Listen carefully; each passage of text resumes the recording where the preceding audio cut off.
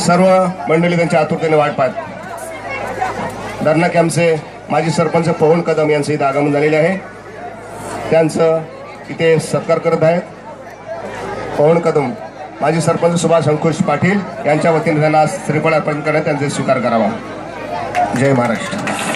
तसेच मंडळाला विनंती आहे की लवकरात लवकर आपण या सुख सोहळ्याचा आनंद लुटावा आणि ज्या दृष्टिकोनातून हा समाज जवळजवळ सकाळपासून इथे जमलेला आहे की खरोखर ही हंडी कोण फोडतो आणि ह्याचं पारितोषिक कोणाच्या पदरात पडते आणि ही ह्या दृष्टीचा आतुरतेने आणि खरोखर हे पाहण्यासारखं दृश्य आहे। प्रत्येकानं पाहावं हे असं दृश्य आहे आणि ते खरोखर एकमेकाला सांभाळून घेत आहेत आणि प्रयत्न करत आहेत। त्यांच्या प्रयत्नांना यश येवो।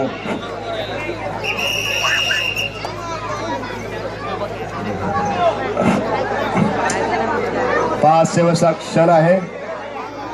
आज आपण दुपारपासून सांस्कृतिक कार्यक्रम नृत्य गायन असे ऐकलेले आहेत आणि ज्याचा शेवटचा क्षण ही आपली दही अंडी फोडण्याचा कार्यक्रम हा शेवटचा क्षण कलंबोली इथून साईनाथ मित्र मंडळ इथे आपल्याला भेट दिलेली आहे आणि त्यांच्या आपल्या कलाकौशल्य दाखवत आहेत आणि ते प्रयत्न करीत आहेत। खरोखर ही तरुण मंडळी आहे।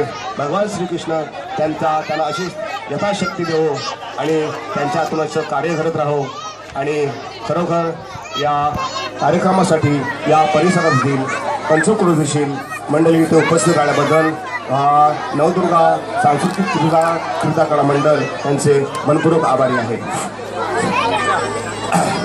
सर्वांनी पाहत राहावा। खरोखर अशा प्रकारचे या महाराष्ट्रामध्ये अनेक लाखो भाविक भक्त हंड्या फोडण्याचा आज आनंद लुटत आहेत। भगवान श्रीकृष्ण गोपालकाला खरोखर गोपालकाला हा गोकुळामध्ये अशा प्रकारे बालगोपाळांना घेऊन भगवान श्रीकृष्णाने साजरा केला की जेणेकरून सर्वांनी एकत्रित यावं आणि हा दिव्य आनंद लुटावा अशा प्रकारचा हा आनंद आहे आणि खरोखर न पाहावा असं दृश्य आहे। अशा प्रकारे त्यांनी थर लावलेला आहे आणि खरोखर प्रयत्न आणि त्यांना यश हो। साईनाथ मित्रमंडळ कलंबोली खरोखर त्यांनी सलामी देण्याचा प्रयत्न केलेला आहे आणि खरोखर यशस्वी झालेले सात त्यांनी यशस्वी झालेले आहे। सलामी देऊन त्यांनी हंडी फोडलेली आहे। अजून 7व्या थराला ते गेलेले आहेत। दही गोपाल 7 थरावर त्यांनी प्रयत्न करून त्यांनी हंडी फोडलेली आहे। खरोखर त्यांच्या